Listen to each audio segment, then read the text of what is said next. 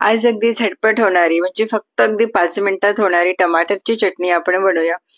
कधी वरण भात बनवला, खिचडी बनवली तर काहीतरी लागतं आपल्याला खायला सोबतीला. तर अशी ही अगदी झटपट होणारी चटणी नक्की एकदा ट्राय करा. त्याकरता मी गॅसवर ठेवला एक तवा, त्यावर घातल्यात मिरच्या. तर एक 3-4 मिरच्या घ्यायच्या. मिरच्याचं प्रमाण सुद्धा तुम्ही कमी जास्त करू शकता, तुम्हाला किती हवं. थोड्याशा मिरच्या भाजून घ्यायच्या, नंतर त्यात घालायचं आपण टमाटर. तर 3 टमाटर मी घेतलेले आहेत. थोडंसं मीठ घालायचं आणि वरनं थोडंसं आपण तेल घालायचं.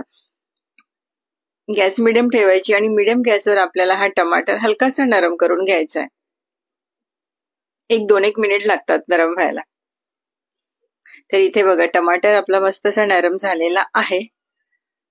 आणि आता गॅस बंद करायची आणि हलकंसं आपल्याला हे थंड करून घ्यायचं. खूप पण थंड नाही, हलकंसं थंड करून घ्यायचं. टमाटर थंड झाले की ते घालायचे एखाद्या मिक्सरच्या भांड्यामध्ये. नंतर आपण त्यात घालायची थोडीशी कोथिंबीर. कोथिंबीर घातल्यानंतर आपल्याला हे बारीक करून घ्यायचंय. तर बारीक करताना अगदी अगदी याची पेस्ट करायची नाही, म्हणजे टमाटरचे तुकडे, मिरचीचे तुकडे आणि कोथिंबीरचे तुकडे दिसायला हवे. अगदी मिक्सर सुरू बंद करून किंवा 1-2 सेकंदच आपण फिरवायची. तर गॅसवर मी ठेवलं एक पॅन, त्यात घातलंय तेल. तेल गरम झालं की राई आणि जिरं घालायचं. दोन्ही मस्त असं तळतळू द्यायचं. नंतर आपण त्यात घालायचं थोडासा कढीपत्ता. कढीपत्त्याची तळतळ थांबली की आपण त्यात घालायचं लसूण. तर लसणाची पेस्ट वापरायची नाही किंवा लसूण कापून घालायचं नाही. लसूण थोडंसं कुटून घ्यायचं आणि मग घालायचं. त्याने काय होतं, आपल्या चटणीला मस्त चव येते. आता याला हलकासा डार्क रंग येऊ द्यायचा. नंतर यात आपण घालायचे टमाटर, मिरची, कोथिंबीर जी आपण बारीक आता केली होती ती घालायची. गॅस मिडियम ठेवायचं. एकदा हे आपण फिरून घेऊया.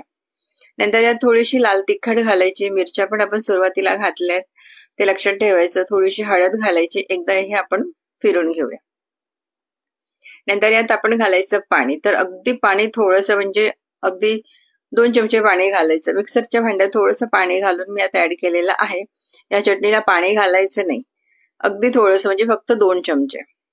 नंतर मीठ घातल्यानंतर एकदा आपण परत फिरून घेऊया आणि ही चटणी 3 ते 4 मिनिटं कमी गॅसवर किंवा मीडियम गॅसवर आपण ही मस्त अशी शिजवून घ्यायची. तर तुम्ही बघू शकता मस्त असं कडेने तेल सुटायला लागलेलं आहे. चटणी आपली इथे तयार झालेली आहे आणि अगदी मस्त होते ही चटणी. शेवटी थोडी कोथिंबीर घातली.